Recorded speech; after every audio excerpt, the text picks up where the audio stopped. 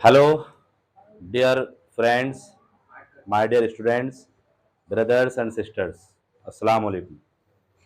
पिछली वीडियो में हमने इम्परेटिव सेंटेंस में शुड, मस्ट और ought to का यूज करना सीखा था। वहां लास्ट में चाहिए आ रहा था, ऐसे ही चाहिए एक बार लास्ट में नीड में भी आता था, लेकिन नीड में वर्ब नहीं ऐड करते थे हम, क्रिया नहीं होता था नीड में, क्रिया का कोई काम ही नहीं था। वहां तो होता था मुझे एक कलम चाहिए, आई नीड अ पेन। जब हम शुड में आए तो वहां वर्ब को साथ में लगाया, क्रिया को साथ में लगाया कि मुझे किताब पढ़नी चाहिए, I should read the book. मुझे गीतांजलि पढ़नी चाहिए, आई ओट टू रिसाइट गीतांजलि। ये जो फर्क है ये वाला कि कहाँ पे ओट टू लगेगा, कहाँ पे शुड लगेगा और कहाँ मस्ट लगेगा, ये हमने पिछली वीडियो में डीपली बता दिया है। आज का हमारा टॉपिक है यूज ऑफ शुड हैव।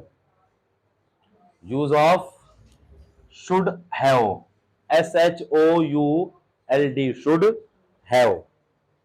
ठीक है, अगर वो चाहिए के साथ साथ बाद में लास्ट में था और थी और थे लग जाएगा तो हम शुड के साथ हैव लगाएंगे। अब सब लोग बड़ा ध्यान से सुनिएगा प्लीज। देखिए, जैसे अभी एक सेंटेंस था कि मुझे किताब पढ़नी चाहिए। अगर इसको पास्ट में लेकर के जाएंगे तो सेंटेंस बनेगा मुझे किताब पढ़नी चाहिए थी, मुझे किताब पढ़नी चाहिए थी। अगर यहां पर है प्रेजेंट में है तो मुझे किताब पढ़नी चाहिए, I should read the book. लेकिन जैसे ही इसको पास्ट में ले जाएंगे तो खाली शुड से काम नहीं चलेगा, साथ में हैव को ऐड करना पड़ेगा। मीन्स ये हुआ कि अब यूज ऑफ शुड हैव ये अलग टॉपिक बन गया। ठीक है, मुझे किताब पढ़नी चाहिए, I should read the book. मुझे किताब पढ़नी चाहिए थी, उसे यहां आना चाहिए था, तुम्हारे पिताजी को मेरी बात सुननी चाहिए थी, उसके पिताजी को मेरी मदद करनी चाहिए थी, तुम्हें अपने दोस्त की मदद करनी चाहिए थी, बच्चों को खिलौने खरीदने चाहिए थे, बच्चों को स्कूल जाना चाहिए था। अलग अलग है ना, चाहिए था में जब चले गए तो जैसे ही हम शुड हैव में आए तो अब यहां पर एक चीज और, अभी तक हमने जो वर्ब था उसके फर्स्ट फॉर्म लगाया, वर्ब की फर्स्ट फॉर्म को यूज किया।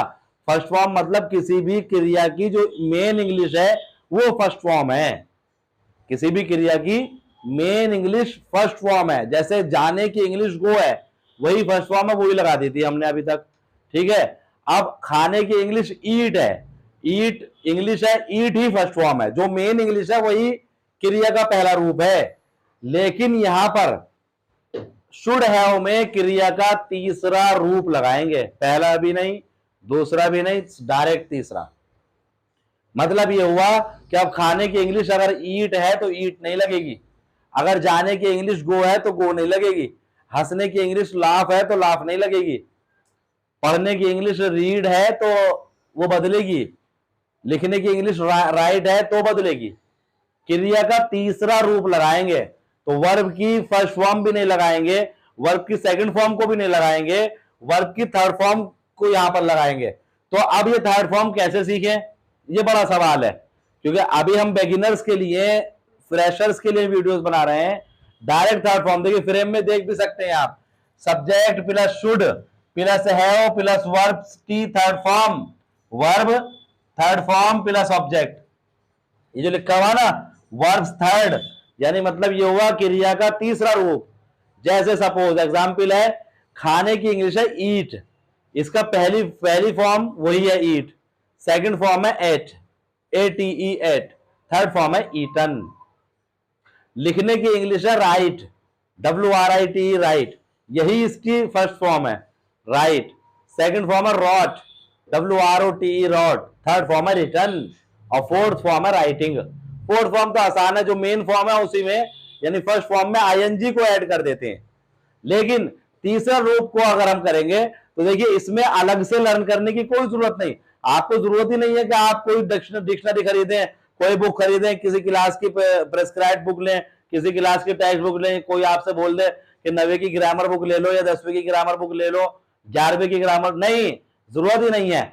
जैसे जैसे आप प्रैक्टिस करते जाएंगे, आपने आज सपोज 20 सेंटेंस प्रैक्टिस किए, 20 सेंटेंस में अलग अलग 20 क्रियाएं लगाई, या अगर आपने रिपीट भी करी किसी क्रिया को, किसी फॉर्म को आपने रिपीट भी करा है किसी वर्ब की फॉर्म को, तो आपने 10 तो अलग अलग करी होंगी। 20 सेंटेंस में 10 आपने वर्ब इस्तेमाल करे। आपको 10 की मेन इंग्लिश पता थी, खाने की इंग्लिश ईट है पता थी, लिखने की इंग्लिश राइट है पता थी, रोने की इंग्लिश वीप है पता है, ठीक है। अब इसके थर्ड फॉर्म आपने उसी वक्त तलाश करे, गूगल से करे, अपने टीचर से पूछे, अपने सीनियर से पूछे, अपने घर में किसी से पूछ लिए, उसी वक्त लिख लिए। उनको इतना प्रैक्टिस करें कि डिक्शनरी की जरूरत ही ना पड़े।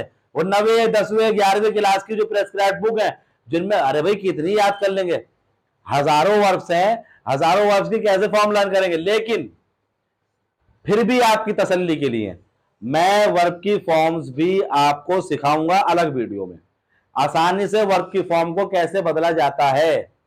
क्योंकि अक्सर होता यह है कि वर्ब की फॉर्म्स में यूजुअली ईडी लग जाता। प्ले फर्स्ट फॉर्म है प्ले यानी खेलना, सेकंड फॉर्म प्लेड, ईडी लगा दिया, थर्ड फॉर्म भी प्लेड है, फोर्थ फॉर्म प्लेइंग हो गया, कुक है पकाना, कुकड सेकंड फॉर्म है और कुकडी थर्ड फॉर्म है।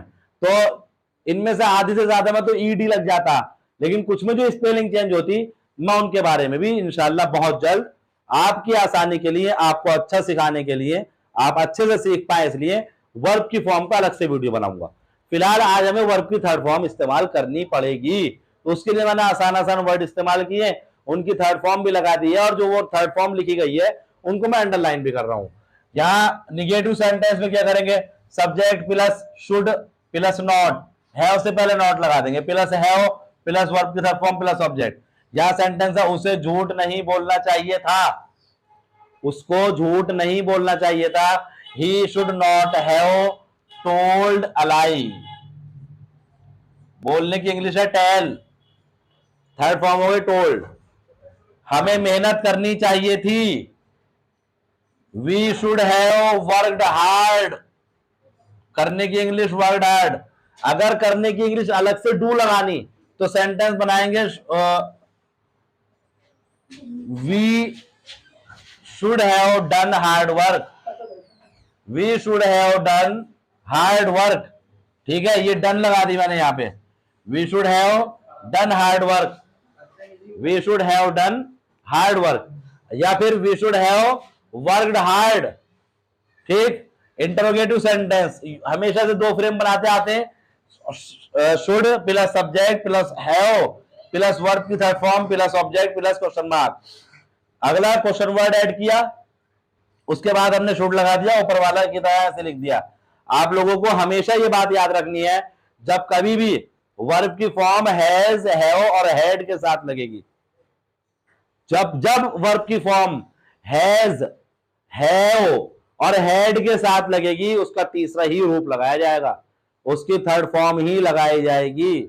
जहां जहां वर्ब की फॉर्म को हैज के साथ लगाना पड़े, हैव के साथ लगाना पड़े, हैड के साथ लगाना पड़े, वर्ब की तीसरी फॉर्म ही लगाई जाएगी, इसके अलावा कोई फॉर्म बनती नहीं है इनके साथ में। हमेशा इस बात को ध्यान रखिएगा, ठीक है। तो क्या उन्हें दवाई खानी चाहिए थी, should they have taken the medicine, खाने की इंग्लिश ईट होती, लेकिन दवाई खाने के लिए ईट नहीं लगाते, क्योंकि ना तो हम उसे चबाते हैं ना उसको घिसते हैं, मुंह में कुछ भी नहीं करते, रखा हुआ पानी से स्वेलो कर ली, तो टेक आती दवाई खाने के लिए इंग्लिश, पानी पीने के लिए इंग्लिश ड्रिंक के बजाय भी टेक लगा सकते हैं, और चाय पीने के लिए भी टेक लगाते हैं, ठीक है। क्या उन्हें दवाई खानी चाहिए थी, should they have taken the medicine, हमें कहां जाना चाहिए था, अब कहां की English where, where should we have gone, जाना, जाने के फर्स्ट फॉर्म है गो, क्या है गो, सेकंड फॉर्म वेंट और third form gone, where should we have gone, उसे कितनी रोटियां बनानी चाहिए थी या रोटियां पकानी चाहिए थी, हाउ मेनी ब्रेड्स, रोटी को ब्रेड कह दें, रोटी ही कह दें या चपाती कह दें, कोई इसकी अलग से इंग्लिश नहीं है, आप ब्रेड भी लगा सकते हैं रोटी भी। How many breads should she have baked, देखिए यहां रोटी बनाने के लिए कुक नहीं आई, यहां पर रोटी बनाने के लिए कुक इंग्लिश नहीं लगी, यहाँ लगी बेक, क्योंकि रोटी को ना पानी में उबाला जा रहा है ना मसाले डाले जा रहे हैं, उसको तवे के ऊपर सेका जा रहा। तो रोटी का पकाना जो है असल में सेकना है। तो जो जो चीजें हम सेकेंगे, ठीक है, जिसमें तवे का इस्तेमाल करें या बिना ऑयल के बिना मसालों के हम उसको पका रहे हैं, या सेकने की क्रिया उसमें आ रही है, तो वहां पे बेक आएगी, जिससे बेकरी भी बना ना, जहां फैन और रस्क वगैरह बनते हैं, पापा जिसे बोलते हैं, ठीक है, ये चीजें जहां बनती हैं, जहां ब्रेड बनती है, ठीक है, तो उसी बेक से, सेकने वाले बेक से ही बेकरी शब्द का निर्माण हुआ है। तो रोटी पकाने के लिए इंग्लिश लगाई बेक, BAKE। अब उसमें डी लगा दिया, थर्ड फॉर्म हो गई। तो how many breads should she have baked, उसे कितनी रोटियां पकानी चाहिए थी। मुझे कहां जाना चाहिए था, where should I have gone, मुझे यहां कब आना चाहिए था, when should I have come here, आने की थर्ड फॉर्म भी कम होती, ठीक है।